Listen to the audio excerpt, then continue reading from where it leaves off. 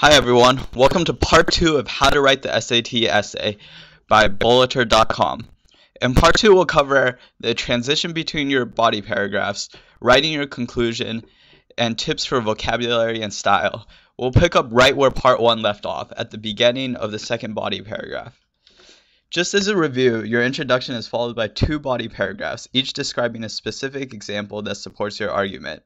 The first sentence of your second body paragraph will be a transition sentence, linking the 2 body paragraphs. We'll go into much more detail about this transition in just 1 minute. But after the transition, you'll again go on to tell the story of your example through specific information and details. Remember, this is what makes or breaks your essay score. The more specific details you can put into your essay while remaining relevant to the overall point, the better your essay will be.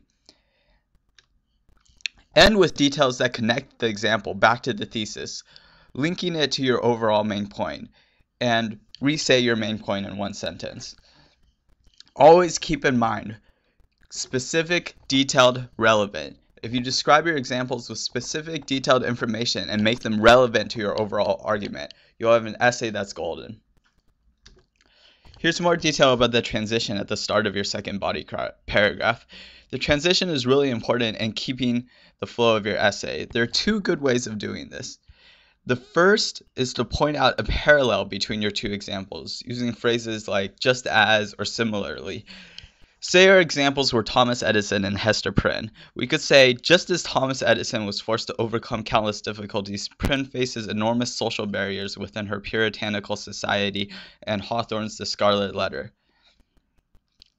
Notice the use of the phrase just as. The other way is to point out a similarity that the 2 examples have, even despite their differences. Using the same 2 examples, we could say, although Hester Prynne of Hawthorne's The Scarlet Letter is confronted by a far different set of challenges than Edison was, she displays a similar desire to persevere in spite of drawbacks. Notice the words although and far different to show the differences, and the phrase a similar desire to emphasize the similarities.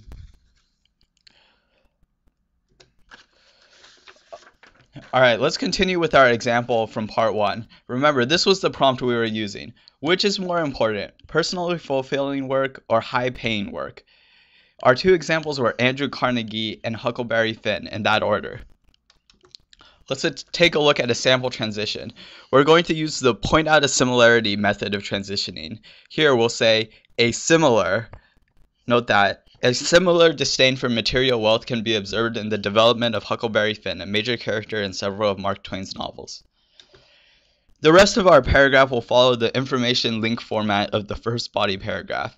Again, look at the story that's being told and how it leads up into the link back to the thesis. Notice all the little details that build up into Huck's story, the fortune from his inheritance that makes him feel confined by society.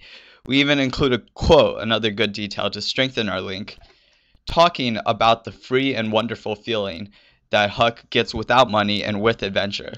And again, we end with a recap of our main point in the paragraph, that Huck chooses a fulfilling adventure over the pursuit of wealth. Your last paragraph is your conclusion. It should basically be a 1-paragraph summary of everything you said, restating your thesis or narrow argument, repeating your examples and their links to the thesis, and ending with something interesting. One tactic that graders find very impressive is to bring in a statistic, metaphor, or famous quote to end your essay on, making it sound interesting or sophisticated.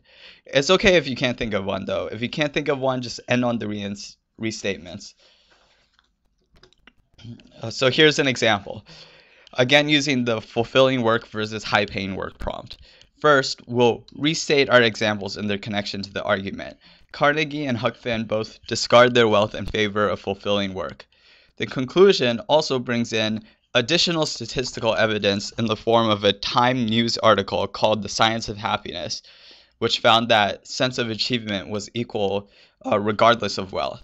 And finally, we end the essay with a nice little metaphor. The late blooming magnolia symbolizes the ultimately more attractive nature of fulfilling work over high-paying work. Great. We've gone over all the basic steps to writing an essay now. From here, we'll talk about more advanced steps that you can take to improve your SAT essay writing. To make your actual writing style more sophisticated, there are a few techniques you can try. The main one is the target words technique. Before the test begins, prepare 10 to 15 advanced vocabulary words. Know these very well, then use a few of them in every essay you write. This will make the overall vocabulary of your essay tremendously improved. Besides that, try to use a variety of different sentence structures. Start your sentences with different words. Have some be long, some be short, some be complex, some be compound, etc. Finally, to make yourself more grammatically sophisticated, use a semicolon or dash. To remind you, semicolons set off two connected independent sentences, while dashes will set off a phrase. A lot of people worry about writing a lot for the essay. I guarantee you that quality comes first, but to a certain extent, length does matter. The number one way to add more length to your essay is to research your examples well so that you can fit in more specific and relevant details into your example paragraphs. Many people ask if they should write 3 body paragraphs instead of 2. The answer is only yes if you're completely comfortable with adding in that 3rd paragraph without sacrificing the quality of any part of your essay. Just wanted to remind you all again to visit bulleter.com for many more resources.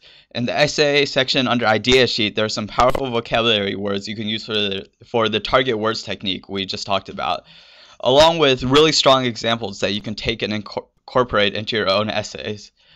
Also, in the essay section, you can find a checklist that will allow you to quickly review the essays you've written and check to see that you've avoided all the most common mistakes. All kinds of SAT help for the other sections is available as well. Thanks everyone for listening. Best of luck on your SAT test.